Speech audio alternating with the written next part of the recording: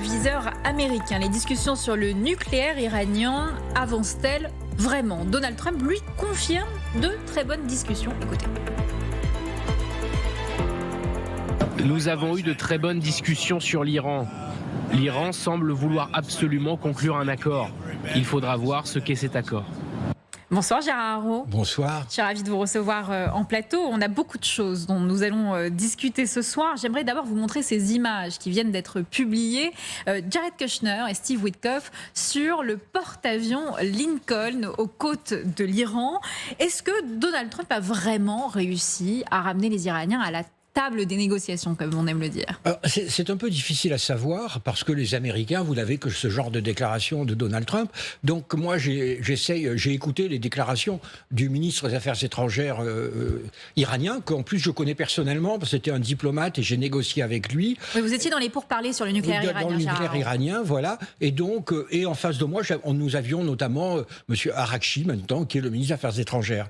Et lui est en train de parler en disant, donc il est hors de question d'interdire l'enrichissement, mais nous pouvons avoir des accords sur le niveau de l'enrichissement et sur la matière enrichie.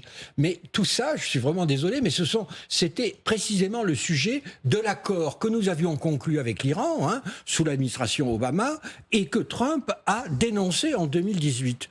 Donc, je ne vois pas, dans ces circonstances, je ne vois pas en quoi un accord avec l'Iran serait meilleur que ce que nous avions déjà en 2018. En plus, pour le moment, les Iraniens continuent de proliférer des menaces. Ils persistent et signent. Vous en parliez de ce monsieur Arakchi. Écoutez ce qu'il disait tout à l'heure. La possibilité d'une guerre est toujours présente et nous y sommes préparés. Cette préparation vise à trouver des solutions qui permettent d'éviter la guerre. J'ai dit hier aux négociateurs américains, vous avez deux options avec nous, la guerre et la diplomatie. Notre option est la diplomatie, mais nous sommes encore mieux préparés qu'auparavant pour les deux et nous espérons que les États-Unis choisiront la diplomatie. Si les États-Unis lancent une attaque contre nous, nous n'avons pas la capacité d'attaquer leur territoire. Nous attaquerons donc les bases américaines dans la région. Cela entraînera toute la région dans la guerre. Nous n'attaquerons pas les pays voisins, mais plutôt les bases américaines. Il y a une différence significative entre les deux. Taper les bases américaines, ils en ont la possibilité? Oui, alors d'abord, les Iraniens, honnêtement, c'est parmi les négociateurs les plus terrifiants que j'ai jamais rencontrés. Parce que ils sont, vous savez, ça peut durer des heures et des heures. Ils sont extraordinairement intelligents. L'Iran, excusez-moi, avec tout le respect que je porte, c'est pas le Venezuela. C'est un pays qui a une très longue histoire, qui a une grande diplomatie et dans cette affaire, je dois avouer, je ne comprends pas ce que veulent les Américains. Parce que les Américains peuvent rassembler tous ces moyens énormes autour de l'Iran, mais qu'est-ce qu'ils vont faire? Parce qu'après tout, l'Iran, on l'a déjà bombardé abondamment pendant 13 jours au mois de juin. Et le gouvernement iranien n'a pas capitulé. Que vont faire les Américains? Ils vont bombarder, et puis alors? On ne gagne pas une guerre par l'aviation. Ils vont pas envoyer les petits gars. Et donc, voilà, même s'ils frappent pendant une semaine, quelle sera la conséquence? Il y aura des milliers de morts supplémentaires, mais le régime ne va pas capituler. Oui, donc je ne comprends pas très bien ce que veulent les Américains. Ça peut être des frappes ciblées à l'aide des Israéliens, comme ils l'ont fait sur certains membres du gouvernement d'ailleurs. Comme vous dites, vous remarquiez, ils peuvent frapper les bases américaines, parce que toutes ne sont pas vraiment très bien défendues d'un point de vue antiaérien, mais ils peuvent aussi bombarder Tel Aviv. Et on oublie que pendant les 13 jours de guerre entre l'Iran et l'Israël, Tel Aviv même avait été atteinte par des fusées iraniennes. Donc les Iraniens peuvent faire mal aussi.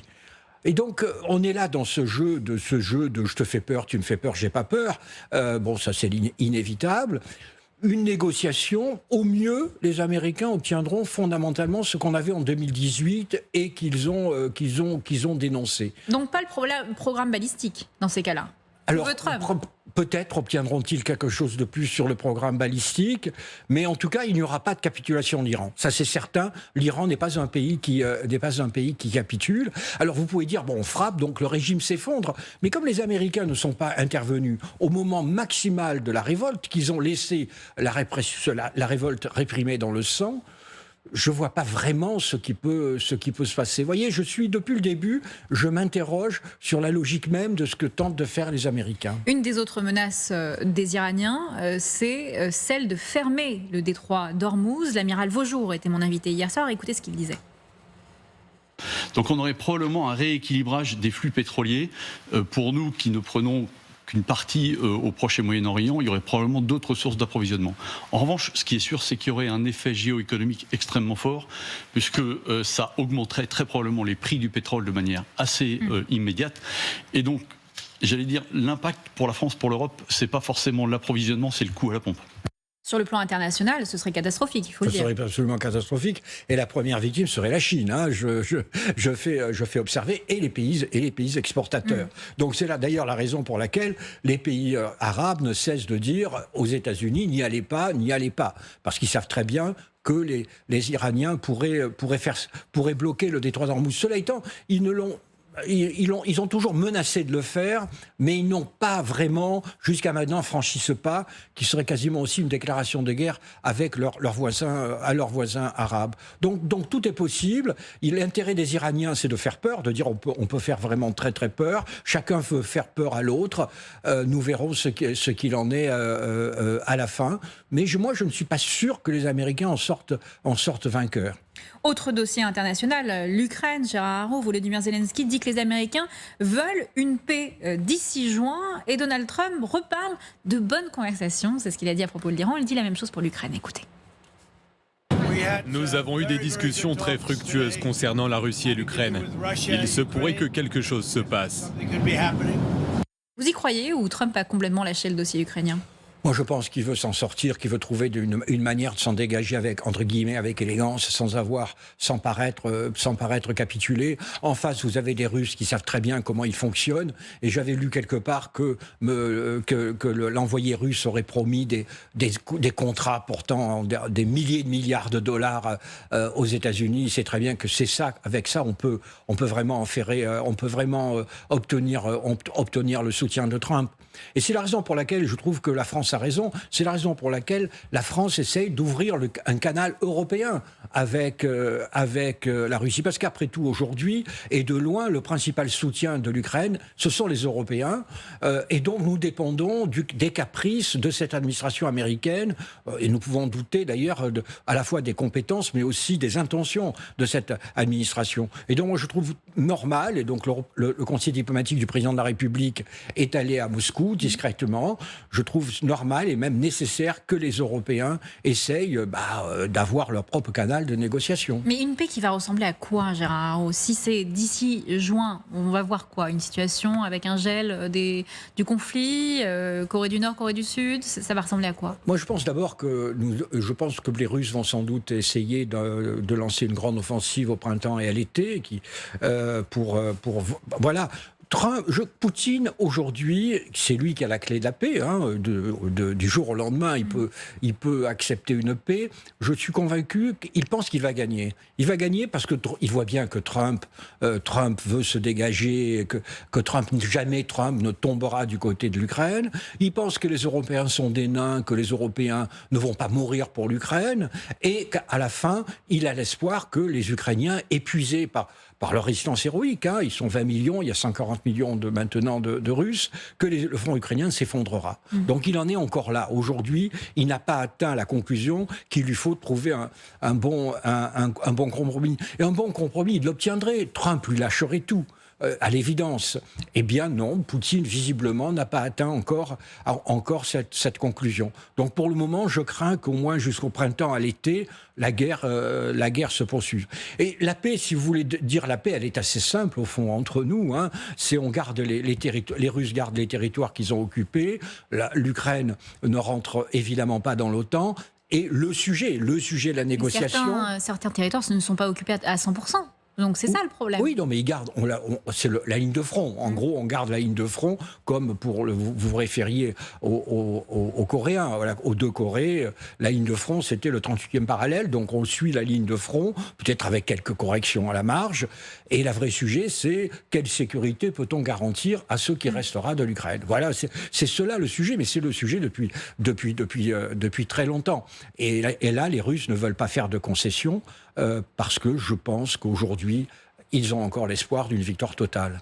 Certains à Washington disent que Donald Trump utilise la scène internationale pour cacher ce qu'il se passe sur la scène nationale. Autre sujet qu'il met en avant, c'est son ambition de racheter le Groenland, qui a même surpris certains politiciens américains. Et le nouveau consul français est désormais en poste, et il a dit ceci en exclusivité tout à l'heure dans notre émission. Écoutez. Il y a une consul américaine en poste ici. Il y a des délégations américaines qui arrivent. Dans quelques jours, il y a des sénateurs américains qui seront de passage.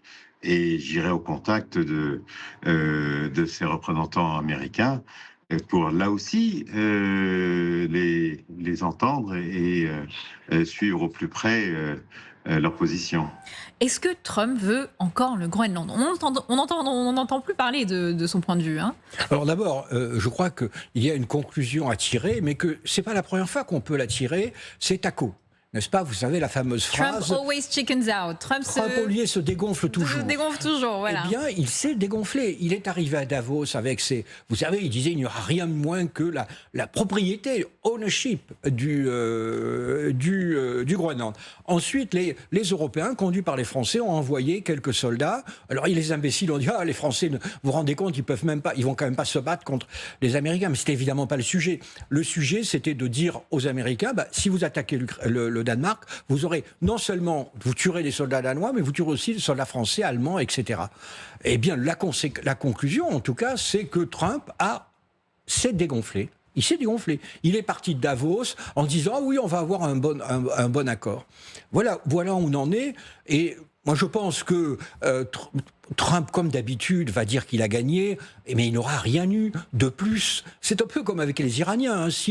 L'accord, ce serait ce qu'il avait déjà obtenu en 2018 et qu'il a dénoncé. Et là, il va obtenir quelque chose qu'il pouvait obtenir d'entrée de jeu, c'est-à-dire ouvrir des bases américaines, ouvrir de nouvelles bases américaines au Danemark. Ce qui est déjà dans l'accord, en fait. Comment ? Ce qui est déjà dans l'accord. Oui, ce qui est déjà dans l'accord de 51, renouvelé plusieurs fois. C'est assez caractéristique. Hein.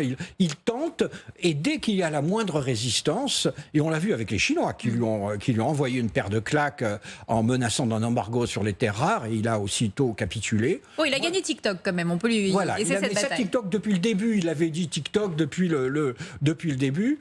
Et là, moi, je dirais, en tant qu'Européen, voilà, les Européens ont fait reculer Donald Trump, et quoi qu'ensuite il déclare en disant qu'il va gagner, vous aurez évidemment Fox News qui dira qu'il a gagné. Moi, je pense que non. Il n'aura pas le Groenland. Il aura au Groenland ce qu'il pouvait avoir depuis le début s'il avait respecté les relations internationales. Eh bien justement, Gérard Araud, diplomate chevronné que vous êtes, vous lui dites quoi à ce nouveau consul? Quel conseil vous lui donneriez? Là, je dois avouer que comme je suis né à Marseille, l'idée du Groenland entre nous me terrifie un petit peu. Hein, il faut bien dire. Mais non, mais il faut surtout pas dans cette affaire. Il ne faut surtout pas être entraîné par le langage trumpien. C'est-à-dire, il faut pas en rajouter. Et les Français aiment bien être un peu théâtraux, en rajouter du style « nous mourrons pour le Groenland ». Non, il faut être là, dire, de montrer que, notamment aux représentants américains qui vont se succéder, aux sénateurs américains, leur dire nous, on est prêts à jouer notre rôle, à défendre le Groenland dans le cadre de l'OTAN. Nous avons tous les instruments nécessaires et nous avons la volonté politique d'assurer la défense de ce territoire dans le cadre de l'Alliance occidentale.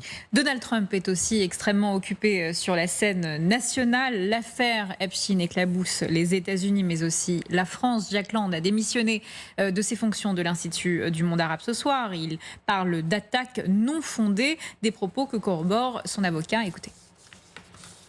Il est victime depuis très longtemps d'une personnalité qui peut paraître clivante, où on l'adore ou on le déteste, et les bruits de casserole, il en a connu de nombreux, et chaque fois que la justice a ouvert une enquête préliminaire concernant des faits dénoncés par les médias, elle s'est clôturée par un classement sans suite. Donc Jack Lang va donner à son autorité tutelle comme à la justice, mais comme il l'a toujours fait, les réponses nécessaires pour démontrer qu'au-delà de la personnalité du criminel d'Epstein, les relations qu'il a pu avoir avec lui n'ont rien de pénalement répréhensible. Il répondra, bien sûr, comme il a toujours fait, chaque fois que la justice, par un brouhaha médiatique, s'est intéressée à tel ou tel fait qu'on lui prêtait à tort. Alors, il y a à boire et à manger dans ces documents. Beaucoup de noms français ont circulé, beaucoup de complotistes ont utilisé également ces noms-là pour en faire leur affaire. On vous a proposé, vous, de rencontrer Jeffrey Epstein quand vous étiez ambassadeur aux États-Unis, Gérard Haraud, et vous avez dit non. Alors d'abord, mon nom ne figure pas dans les dossiers. Vous n'êtes pas dans les dossiers, on a vérifié, c'est bon. Vous êtes blanchi. Voilà. C'était un. Vous savez, les ambassadeurs, ça fréquente beaucoup les milliardaires parce que c'est les milliardaires qui peuvent ensuite investir en France. Hein, donc, on est un peu obligé. Et donc, je me trouvais dans un de ces dîners américains assez étonnants sur la 5e avenue. Tout le monde était milliardaire à part l'ambassadeur. Et à un moment dans la conversation, quelqu'un me dit « Monsieur l'ambassadeur, vous devriez connaître Jeffrey Epstein, vous verrez, c'est un type formidable. » Alors moi, je ne connaissais absolument pas Geoffrey Epstein, et donc je me tourne vers l'hôtesse, parce que c'était une de ces grandes dames qui avait une maison à Saint-Tropez, un appartement dans le 7e, qui parlait français de surcroît, et je lui demande « Mais qui est Geoffrey Epstein ?» Et alors, d'un ton assez définitif, elle répond, elle était juste veuve, elle répond « Geoffrey Epstein est quelqu'un qu'aiment beaucoup nos maris. » Ah bah. Alors, le silence, et alors elle le fait sur un tel ton que le silence s'établit sur la table. Il y a eu 30 secondes de silence. Un ange, j'ose pas dire un ange, dans le cas d'Epstein, est passé. Et la conversation a rebondi sur quelque chose d'autre. Je suis allé la voir à la fin, parce que c'était quand même étonnant. Je dis, mais qui est ce Geoffrey Epstein? Et elle m'a dit, vous savez, monsieur l'ambassadeur, Manhattan, c'est quand même un endroit un peu particulier. Et elle m'a dit, moi, à titre personnel, je vous conseillerais, en tant qu'ambassadeur, de ne pas le rencontrer. Voilà. Et donc, et vous savez, quand on est ambassadeur, il y a énormément de gens qui essayent de vous voir, ambassadeur de France, parce que par intérêt. Alors, les uns, c'est par intérêt, parce qu'ils se disent, je peux obtenir quelque chose d'autre. Les autres trouvent un ambassadeur décoratif pour leur dîner. Et donc, vous représentez la France. Donc, moi, chaque fois qu'on me présentait des noms, de toute façon, je vérifiais. Il y avait Google, hein, donc je vérifiais qui ils étaient, parce que j'étais d'une certaine manière la France. Et donc, j'avais été averti par cette dame. Rentré chez moi, j'ai évidemment googlé Google Jeffrey Epstein. Il avait déjà été condamné à cette époque. Il avait déjà été condamné. Là, on doit être en 2013-2014.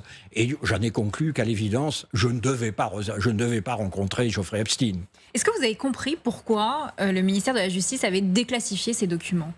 Quelle est la réelle volonté ? Le ministère de la Justice, tout de même, on ne va pas se mentir, Donald Trump a nommé quelqu'un qui est un peu à sa botte. Oui, mais ce qu'il fait, on peut juger que c'est un peu à sa botte aussi, parce que d'abord, vous avez des millions de documents, d'une certaine manière, vous êtes en train de submerger les gens, vous mettez des noms, vous salissez des noms des gens qui n'ont absolument rien à se reprocher, vous en cachez d'autres, vous avez des documents qui n'ont pas été révélés. Donc, on a un peu l'impression que, entre guillemets, il noie le poisson. Voilà. Il donne l'impression de répondre, parce qu'il y a une pression énorme.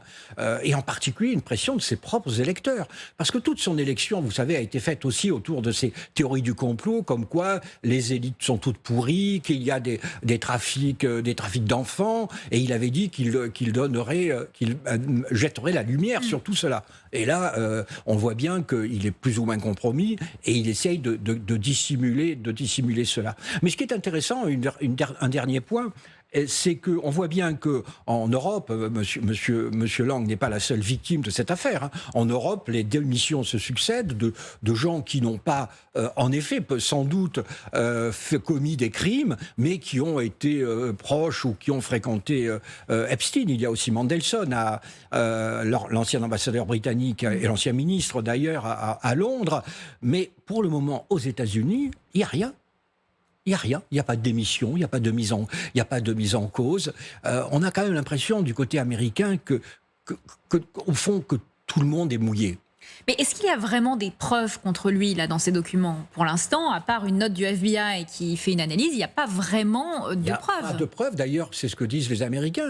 Le porte-parole du département de la justice américain a dit qu'il n'y aurait pas de poursuite. Parce qu'il n'y avait rien de pénalement condamnable dans ces documents.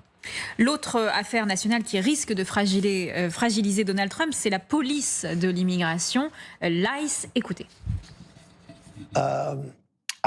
J'ai appris que peut-être une approche plus délicate pourrait être utile. Mais il faut tout de même être dur. Il s'agit de criminels, et il s'agit de criminels très durs. On a vu cette histoire, cette fillette de 10 ans envoyée dans un centre de détention. Est-ce que vous pensez vraiment, alors là il parle d'une approche plus délicate, est-ce que vous pensez vraiment que Donald Trump a reculé sur ce dossier ? Je pense que, de nouveau, alors on peut reculer d'un pas ou de 10 pas, mais là aussi, on a un peu de taco. Hein. Il se dégonfle un petit peu. Là, il a, au Minnesota, puisque le sujet, le centre de la crise, c'était Minneapolis et le Minnesota, il a appelé le maire, le gouverneur, qui était Tim Walz. Voilà, Walz, qui était le vice-président de Kamala Harris. Il a dit qu'il a retiré l'excité qui dirigeait cette opération, Bovino, qui se baladait en tenue nazie. Il a dit qu'il allait réduire la police. Vous savez, Donald Trump, c'est un vrai politique. Et Donald Trump, il sait que son horizon maintenant, c'est l'élection de novembre. Il a dû tirer la conclusion, on a dû l'appeler les républicains, il a dû tirer la conclusion que ça devenait totalement contre-productif. Et donc, de nouveau, taco. Voilà, il se dégonfle et c'est, je le dirais, plutôt rassurant. C'est-à-dire, il ne va pas jusqu'au conflit, ou à la confrontation directe, comme certains autour de lui lui conseillent de faire. Sa popularité baisse également. Dernier sondage, celui du New York Times, qui montre que beaucoup d'Américains le désapprouvent de manière très claire, 55%. C'est assez élevé pour un président américain. Quand vous voyez ce sondage, Gérard Haro, est-ce que vous vous dites que les élections de mi-mandat, c'est plié ? À Washington, certains disent, ça y est, les démocrates vont gagner. Ah oui, alors d'abord, j'aurais tendance à dire, même si c'était Donald Trump, je vous dirais, vous savez, les élections intermédiaires, en général, il y a toujours 4 chances sur 5 que l'administration sortante les perde.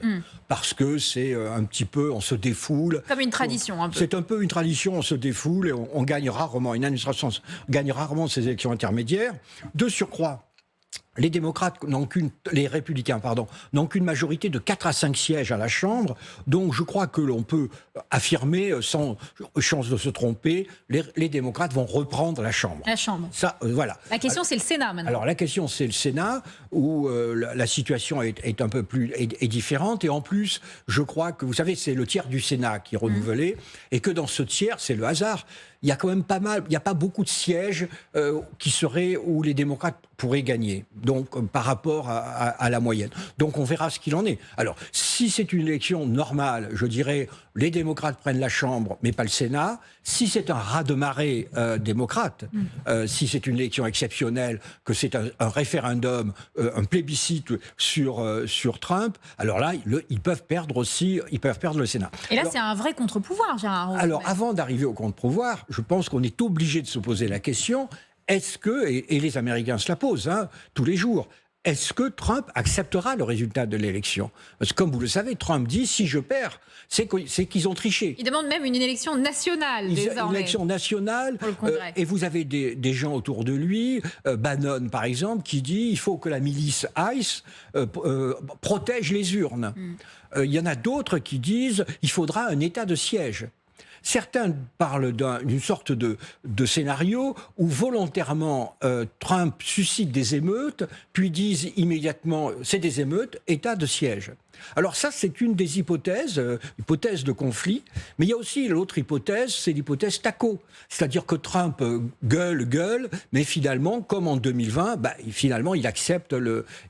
Et dans ce cas-là, ce qui est évidemment le cas que nous préférerions tous, que la démocratie américaine résiste, eh bien là, alors en effet, il est face à un contre-pouvoir, et la fin de son mandat est fondamentalement un combat à la baston entre le Congrès et l'administration.